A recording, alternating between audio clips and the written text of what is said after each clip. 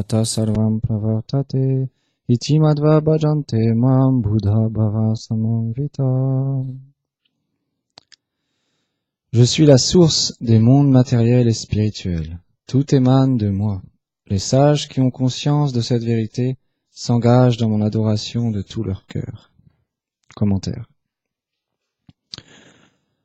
Dans ce verset, le Seigneur Krishna explique son aspect majestueux qui est caractérisé par son opulence suprême. Il est l'ultime vérité. Sa position est absolue et ses gloires sont incomparables. Il est celui qui contrôle toute chose. Il est l'objet suprême à connaître et l'objectif de toutes les connaissances, ce qui implique que celui qui le connaît a connaissance de toute chose, car Krishna est l'essence de toute chose. Il est l'origine de toute chose. Tout provient de lui et tout est infime comparé à lui. On peut percevoir un certain aspect de sa personne à travers sa manifestation externe comme la création, l'origine de tous les êtres vivants, la source de toutes les existences mobiles et immobiles, ainsi que tous les éléments inertes. Il est celui qui donne l'intelligence, la force et la détermination.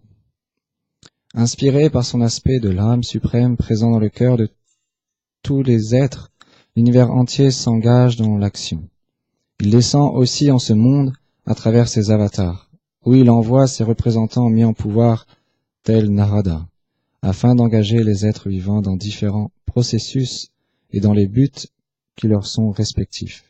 Il est donc celui qui octroie le fruit de l'acte à chacun et qui permet aux êtres d'atteindre une vie supérieure ou inférieure. Rien ne peut arriver sans sa sanction suprême. Même le brin d'herbe ne peut bouger indépendamment de lui. Telle est la nature de l'absolu. Ici, le Seigneur suprême dit que seules des personnes qui ont cette connaissance de lui peuvent l'adorer avec des sentiments purs.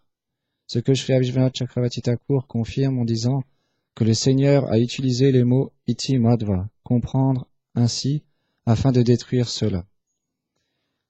Ceux qui accomplissent son adoration en pleine conscience de ces vérités sont des pandits, des érudits, car ils connaissent l'essence des Védas. Shri Krishna dit, le but de tous les Védas est de me connaître. Bhagavad Gita, 15e chapitre, 15e verset. Jai.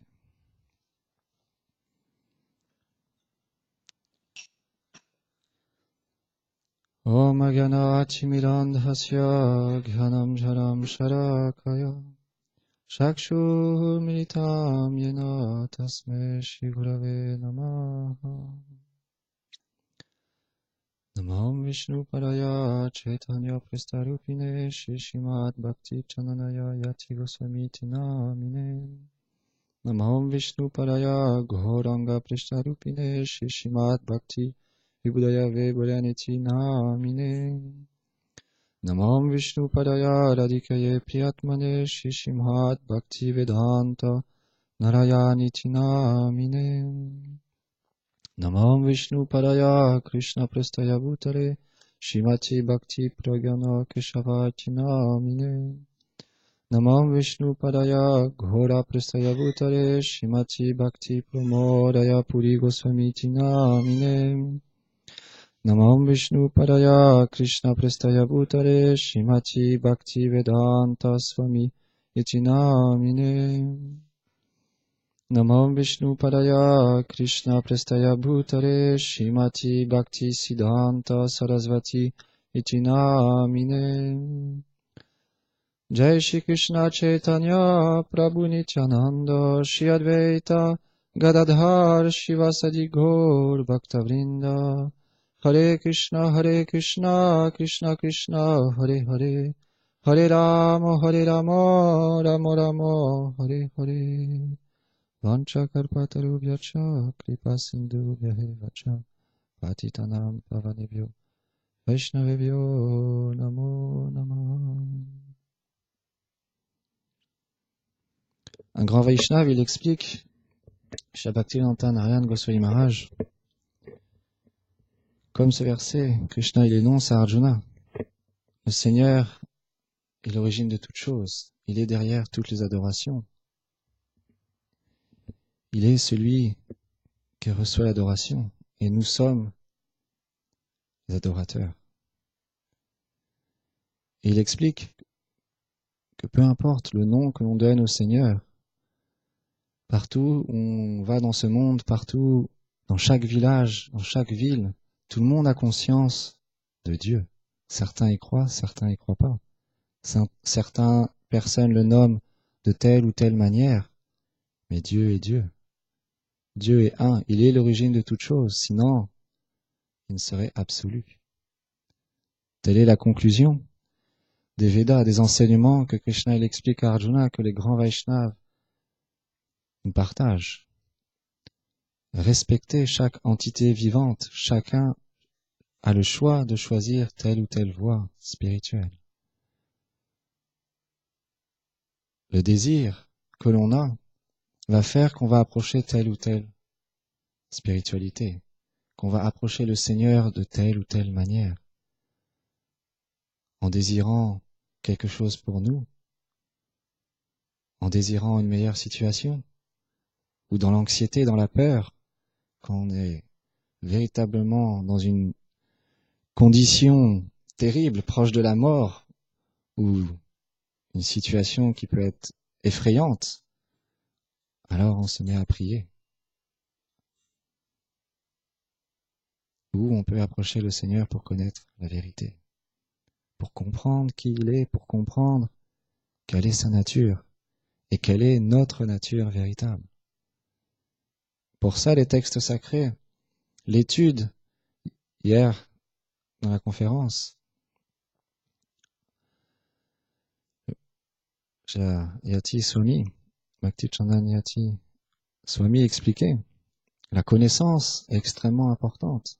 C'est ce qui va nous faire agir de telle ou telle manière. En acquérant une connaissance des Védas, des textes sacrés, des Vaishnavas, des associés éternels du Seigneur, des personnes qui ont réalisé leur véritable identité, alors on obtient une connaissance supérieure qui est liée à l'âme. Krishna, il explique à Arjuna, Deheno sumyatadhe komalam yuvanam jara tata deantara prakti dula satrana muyati. À l'instant de la mort, l'âme prend différentes formes. On est passé de l'enfance à la jeunesse, puis à l'âge adulte, puis à la vieillesse et la mort. Mais l'âme, elle, est éternelle. L'âme n'est pas souillée par ses conditions matérielles, ne peut pas être mouillée, ne peut pas être séchée, ne peut pas être brûlée, ne peut être détruite. Car l'âme est faite de cette Satchit Ananda, d'éternité et de connaissance et de félicité. L'âme, telle est la nature de l'âme. L'enseignement des Védas, des Acharyas, explique la nature de l'âme est Satchit Ananda. Éternité, connaissance, félicité. Et on voit pourquoi on a envie d'être heureux, pourquoi on a envie d'être en paix, paisible, enclin à toute anxiété. Personne dans ce monde n'a envie d'être anxieux. Pourtant, tant qu'on n'a pas connaissance de cette nature éternelle qui est l'âme, on est anxieux. On ne connaît pas le futur. On ne connaît pas à quel moment on va quitter cette enveloppe corporelle. Notre situation peut changer à chaque instant dans ce monde. Le mental, hier, le verset expliquait, le mental est très agité, très difficile à contrôler. Krishna, il explique à Arjuna, il est comme le vent, insurmontable. Seulement en comprenant la nature du mental, en comprenant ce principe de Nishkama Karma Yoga, d'accomplir une activité spirituelle, de dévotion, en engageant toute chose pour le plaisir du Seigneur, alors notre mental graduellement va être contrôlé, graduellement on va pouvoir l'engager dans quelque chose de bien plus supérieur, qui va être au-delà de ce monde. Le service de dévotion lié à un maître spirituel, lié à une filiation spirituelle, transcendantale, puisqu'on sert directement le Seigneur à travers son représentant. de tels grands Vaishnavas, ils sont, comme c'est expliqué, transparents. Transparents, ça veut dire, véritablement, ils ne prennent rien pour eux. Simplement, ils font leur service. Ils engagent les êtres. En comprenant qui est la source de toute chose, en comprenant eux-mêmes leurs relations. Et Ramananda Roy, dans Sri Chaitanya Charitamrita, dans sa conversation avec Sri Chaitanya Mahaprabhu, il explique quelle est notre fonction éternelle, éternité, et de féliciter. Devenir le serviteur des associés éternels de Shri Radha et Krishna. Tel est notre but. On devient véritablement engagé dans ce service, dans ce désir, c'est expliqué. Ramananda Roy, il explique, simplement dans ce désir de vouloir faire plaisir à Krishna. C'est expliqué, il n'y a aucune notion de prendre plaisir pour nous-mêmes, puisque l'âme est faite pour donner du plaisir à l'être suprême. L'âme est faite pour ça, la nature de l'âme est faite pour être un serviteur. Quand on suit des Vaishnavas, on voit toute leur vie, du matin au soir, leur journée, comment ils l'engagent. Seva. 24 heures sur 24, Srila Rupa Goswami, il explique. Les Vaishnavas purs, quand on dit Vaishnavas, les Vaishnavas sont extrêmement qualifiés, ils ont véritablement atteint la plus haute perfection qui existe. Prem Bhakti. Dans cette condition-là, 24 heures sur 24, Srila Rupa Goswami, il explique qu'ils sont engagés dans ce service, dans ce chant du Mahamantra. Ils servent directement leur maître spirituel, Guru Gauranga, Shri Radha et Krishna. Puisqu'ils ont réalisé quelle était leur véritable identité spirituelle. Ils ont conscience de leur nature spirituelle. Shri Bhaktivedanta Goswami Maharaj, il explique. On devient blissful, on devient rempli de félicité, rempli d'amour, complètement désintéressé de ce monde, de qu'est-ce qui va pouvoir bien arriver dans 2 semaines, dans 2 jours, le lendemain. Libéré des 3 gunas, l'ignorance, la passion, la vertu, simplement engagé dans cet amour. Voilà ce que nous cherchons, et voilà ce qu'enseignent les Védas.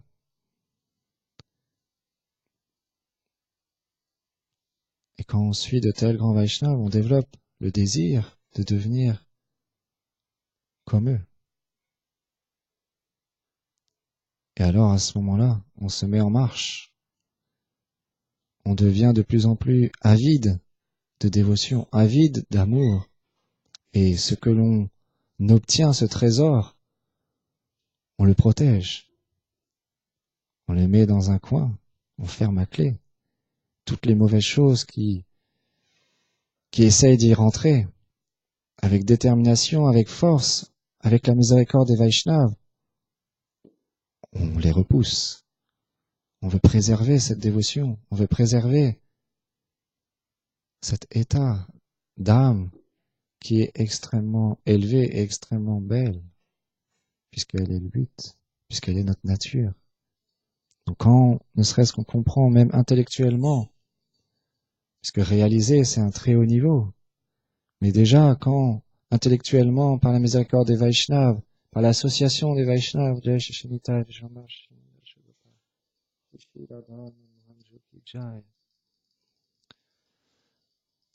par la Sukriti des vies passées, on obtient cette compréhension que c'est véritablement le trésor de notre vie. On devient de plus en plus attentif et on devient de plus en plus désireux de augmenter ce trésor. Un jour, un Vaishnava, il expliquait, dans la vie spirituelle, nous sommes toujours enclins à apprendre. Un Vaishnav ne pense jamais, ça y est, j'ai tout appris. Un Vaishnav, il apprend toujours. Un jour, dans une conférence, un Vaishnav, il expliquait, on peut même apprendre d'un pigeon, on peut apprendre d'un chien, on peut apprendre de toutes les situations. Toutes les situations peuvent nous faire apprendre, nous faire évoluer. Par exemple, avec les pigeons, le Vaishnav, il expliquait, si on observe les pigeons, leur condition, elle est simplement pulsif. Il n'a pas la possibilité d'avoir une conscience supérieure. Le pigeon, simplement, regarde, il remue la tête en avant comme ça. Il s'accouple, il mange, il construit son nid, il se reproduit, il se défend, il est toujours en alerte. Mais il agit par instinct. Alors que l'être humain a la possibilité de prendre conscience de qui il est, quelle est sa véritable nature. Donc, chez Ramananda Roy, il explique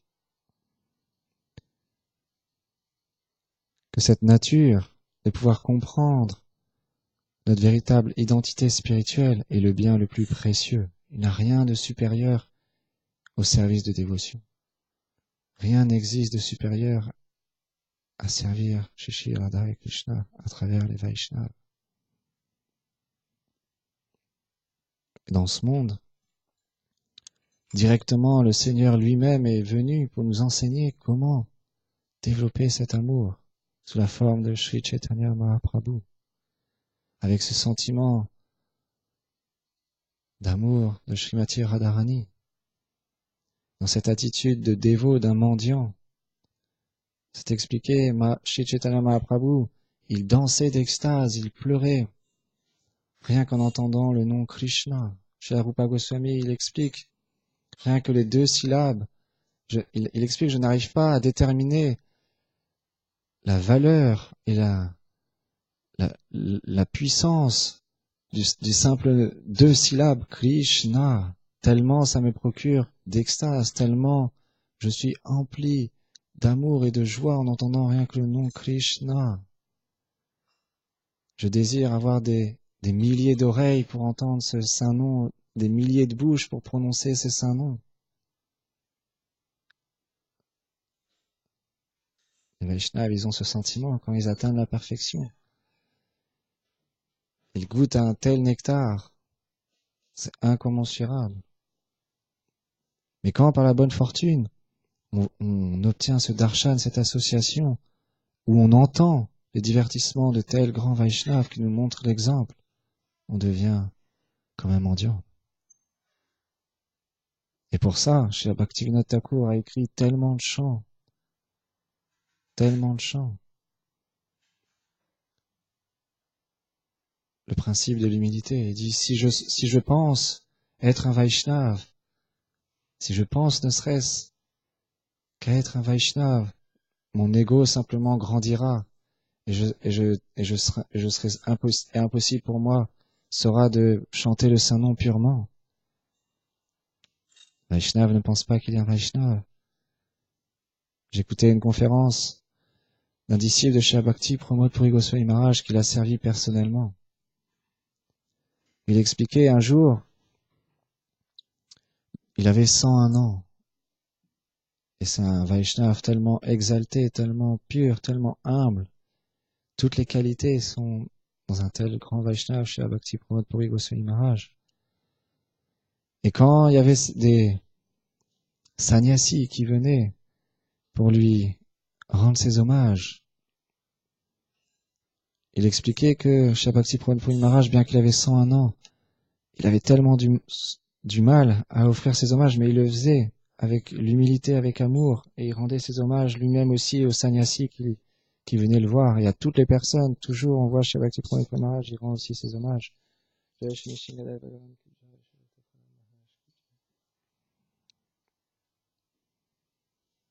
les sannyasis ont expliqué, vous êtes comme notre père, comme notre gourou. Vous n'avez pas à faire ceci. Bhakti-Pramod Puri Maharaj, il explique. Vous êtes des sannyasis. Je rends mon hommage à cet habit sannyas. Quiconque ne rend pas ses hommages à un sannyasi doit jeûner toute la journée. Je suis tellement vieux, je ne peux jeûner toute la journée. Dans son humilité extrême. Les Vaishnavas nous montrent l'exemple.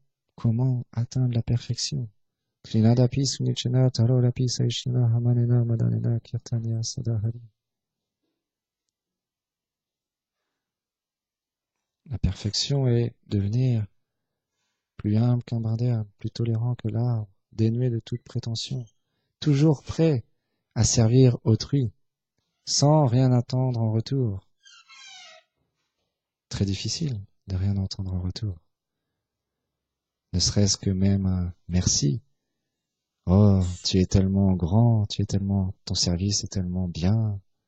Non, sans rien attendre en retour. Simplement donner du plaisir aux Vaishnavas, servir les Vaishnavas, les écouter, observer leur vie. Et on verra. Il montre toujours cette humilité. Il montre toujours cet exemple d'humilité. Telle est la clé de la dévotion. Telle est la clé du trésor du Harinam Sankirtan Krishnanam, du chant du Mahamantra Hare Krishna, Krishna Krishna, Hare Hare, Hare Ram, Ram Ram, Hare Hare. En comprenant, je suis simplement un serviteur. Je n'ai aucune qualité. Ma seule qualité est que je désire prendre refuge de tes dévots. Je désire être un serviteur. Mon seul désir est de te faire plaisir, ô Vaishnav Thakur, océan de compassion. Sois miséricordieux envers moi. Qui trouveras-tu de plus déchu que moi dans ce monde? Puisque je n'ai aucune qualité. Et l'apparence d'une personne ne détermine pas cette humilité, forcément. On doit faire extrêmement attention dans ce monde. L'apparence n'est pas reflète de ce qu'on a dans le cœur, de ce qu'on désire ou ce qu'on ressent. Par exemple, si on croise quelqu'un dans la rue, quelqu'un qu'on n'apprécie pas forcément, on va le voir, on dit « Ah, bonjour, comment tu vas ?» Grand sourire, on va l'étreindre. Mais à l'intérieur de nous, on pensera « Oh, vite, vite, que la conversation se finisse pour que je parte, parce que cette personne-là, je ne l'apprécie pas forcément. » Mais extérieurement, on a un grand sourire. Extérieurement, on embrasse cette personne. Mais intérieurement, ça peut être très différent. Un Vaishnav, un jour, il explique dans une conférence, une harikatha, il y avait un pandit, un grand érudit, qui parlait sur le Srimad Bhagavatam, le texte sacré, par excellence, le fruit mûr de cette dévotion, à Vrindavan. Et les gens ont commencé à venir de plus en plus nombreux, parce qu'il donnait des conférences très attirantes, extatiques. Et parmi toute l'assemblée, il y avait une personne, quand elle venait dans la salle, tout le monde s'écartait. Cette personne était extérieurement très sale, il avait les cheveux longs, mal habillé, il vivait dans la rue comme un mendiant. Tout le monde s'écartait. Mais tous les jours, il venait écouter les gloires du Srimad Bhagavatam. Et un jour, le pandit l'a vu sortir d'un temple et il a posé des questions. D'abord, il lui a dit « Qu'est-ce que tu fais ici? Je te reconnais, c'est toi qui viens conférence tous les jours. Que fais-tu ici ?» Et habituellement, cette personne, dans son humilité, il répondait jamais aux questions qu'on lui posait. aux insultes qu'il pouvait avoir, toutes sortes de discours qu'il pouvait entendre, il ne répondait jamais. Par l'arrangement de Krishna, cette fois-ci, il a répondu. Et donc, il a dit, oh, je suis venu ici à Vrindavan pour rencontrer Krishna. Pandit lui a dit, mais tu vis dans une telle misère, je t'ai vu l'autre jour, tu as accepté les restes qu'on te donnait comme ça, tu mangeais par terre dans une assiette, même un chien venait manger dans cette même assiette, et puis tu faisais rien. Tu étais dans une telle condition. Vaishnav, simplement, il baissait la tête, il disait, oui, c'est vrai. Le pandit a continué à poser des questions, il a dit, mais de quel village viens-tu?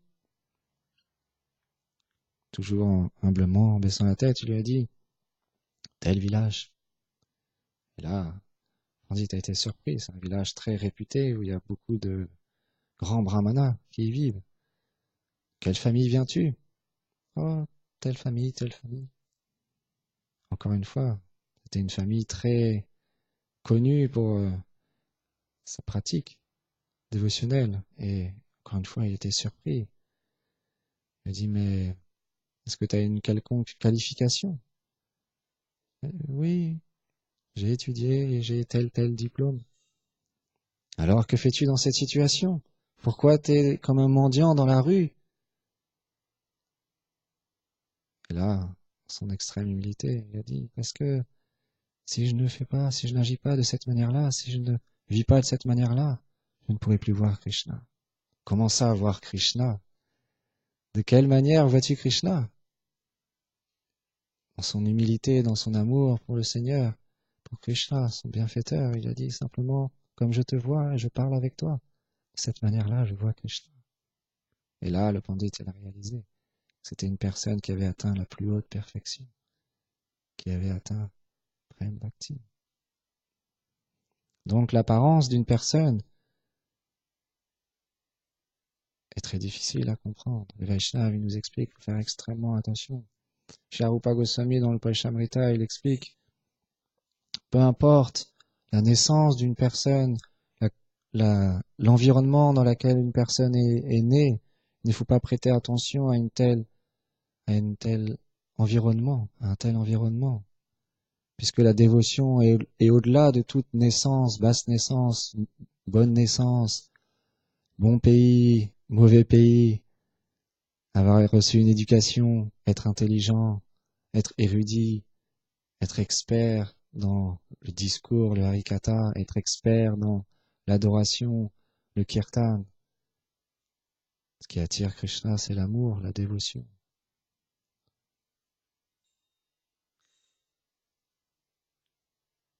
Comme on l'expliquait l'autre jour, c'est très merveilleux divertissement. Un jour, il y avait un grand roi et un pauvre brahmana qui avaient tous les deux le même désir, inviter Krishna dans leur maison. Et Krishna, comme l'explique ce verset, Aham Sarvasya Prabhava, il est l'origine de toute chose. C'est lui qui contrôle tous les univers matériels et spirituels. Il s'est simplement divisé en deux pour combler le désir de ses dévots. Il a accepté l'invitation en même temps du pauvre brahmana et du grand roi. Quand il est arrivé, les deux pensaient la même chose. Le pauvre brahmana, dans son humilité, il disait, oh, je suis tellement fortuné, Krishna est tellement miséricordieux avec moi, bien que je ne possède rien, bien que je n'ai aucune opulence, et que le roi a une telle opulence, il est venu dans ma maison, puisque les deux pensaient que Krishna était venu seulement dans leur maison. Et le roi, lui, dans son humilité, il disait, oh, ce pauvre brahmana, qui a un cœur si pur, si simple, il avait aussi invité Krishna. Mais je suis tellement fortuné, Krishna il est venu dans ma maison. bien que je n'ai aucune qualification, il a quand même accepté ma demande, ma requête. Je suis tellement fortuné. Quand Krishna est arrivé dans le royaume du roi, il y avait un défilé militaire, toutes les gens jetaient des fleurs, offraient leurs bijoux, leurs joyaux, et ils étaient extrêmement heureux d'accueillir Krishna. Le roi a fait asseoir Krishna sur un merveilleux trône, de joyaux, de saphirs, tellement d'opulence. Lui-même a éventé Krishna avec un chamala, avec un manche en or. Il a organisé la musique, du théâtre, de la danse, pour le plaisir de Krishna. Et Krishna était très satisfait, il était comblé de joie de voir la dévotion qu'avait son dévot. Et au même moment, le pauvre brahmana, quand il a reçu Krishna, il a fait asseoir sur un coussin, le même que l'on a aujourd'hui, coussin très simple, simplement comme offrande, il a offert simplement du riz très simple qu'il avait récolté. Il n'avait aucune opulence, simplement avec son écharpe, il éventait Krishna. Et il s'est mis à danser d'amour et d'extase pour faire plaisir à Krishna. Son désir était simplement de faire plaisir à Krishna. C'est expliqué, le Vaishnava l'explique dans sa conférence. De la même manière, Krishna était autant satisfait des deux, du pauvre brahmana et du roi extrêmement riche. Il a donné le même bénéfice spirituel. Peu importe la situation dans laquelle on est, peu importe que l'on soit riche, pauvre, dans une vie de famille, en tant que moine dans un monastère, quelle que soit la spiritualité, l'important c'est d'aimer le Seigneur et de comprendre notre relation éternelle avec le Seigneur, le serviteur. Et de cette manière-là, automatiquement l'amour viendra dans notre vie, puisqu'on est tous des chercheurs de l'amour. Pourquoi on travaille? Pourquoi on a une famille, des enfants? Pourquoi on fait telle ou telle circonstance? Parce qu'on cherche l'amour. Mais Krishna il explique à Arjuna, toutes ces choses-là, tu peux les faire, mais agis simplement pour moi. Et de cette manière-là, tu seras comblé, puisque tu me serviras dans la dévotion, dans ta circonstance, dans ton environnement. Donc la situation n'est pas un problème, mais la manière dont on perçoit l'environnement, la situation dans laquelle on est, peut être un problème, un obstacle ou pas. Tout dépend de l'aptitude dans laquelle on est, du désir que l'on a dans le cœur, comment vivre, dans l'abandon, dans ce principe d'abandonner notre vie au Seigneur. Quand on parle d'abandon, c'est un abandon tellement puissant, qui est simplement dominé par l'amour, pas un abandon matériel comme on peut le percevoir, presque comme un esclave, ou être forcé, ou être véritablement dans une situation qui peut paraître difficile. Dans l'abandon, dans l'amour, c'est tellement extatique, c'est tellement élevé, et en même temps ce que l'on recherche, ce que l'on désire. Quelle situation il y a de mieux que de simplement s'abandonner à la personne, l'origine de toute chose, qui est le contrôleur suprême, qui contrôle même le jour et la nuit, qui est l'infiniment fascinant Krishna, qui est l'amour personnifié, qui est l'harmoniste de toute chose, qui comble tous les désirs, qui maintient toute chose. Un dévot qui s'abandonne à lui, Krishna l'explique à Arjuna, je maintiens sa vie personnellement. Un pur dévot, il est directement maintenu par Krishna. Il n'a plus à se soucier de quoi que ce soit à part chanter et service de dévotion.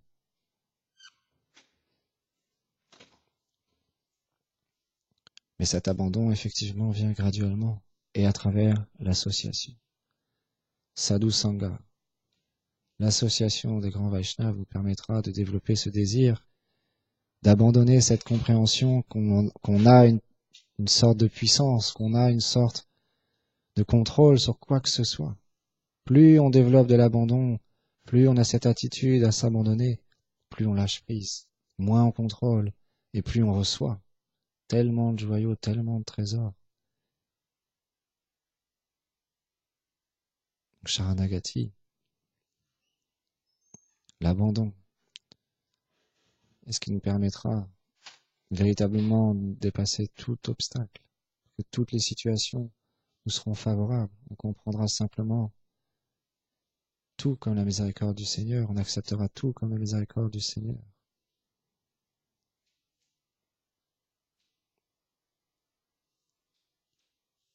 Donc dans cette pratique spirituelle, avec cette attitude d'abandon, rien n'est un obstacle. Chez Chaitanya Mahaprabhu, il explique, il pose cette question à Ramananda Roy. Dans Sri Chaitanya Tamrita, il y a un entretien avec Ramananda Roy et Mahaprabhu. Ramananda Roy, il explique, je suis simplement comme un pantin entre tes mains. Je fais simplement que répéter et dire ce que tu veux entendre. Tu parles à travers moi. Mahaprabhu était désireux d'entendre les gloires de Shri Radha Krishna, du service de dévotion, de la bouche de Ramananda Roy, son associé éternel, son très cher dévot. Donc Mahaprabhu lui a posé une question. Quelle est la chose la plus insurmontable dans ce monde? Ramananda Roy, il a expliqué. Je ne connais rien d'insurmontable dans ce monde à part le fait d'être séparé de tes dévots. Rien n'est insurmontable à part le fait d'être séparé de tes dévots dans ce monde. Les Vaishnavas qui deviennent qualifiés, ils sont toujours en association avec ces dévots. Toujours. Parce que Krishna est dans le cœur des dévots. Krishna, il explique, mes dévots sont ma vie et mon âme. Krishna est dominé par l'amour de ses dévots. Quand on obtient cette bonne fortune de rencontrer de tels grands Vaishnavas, on devient très fortuné, puisqu'on atteint la possibilité de devenir nous-mêmes un jour un Vaishnava. Gopimanande, Hari Bol, merci beaucoup.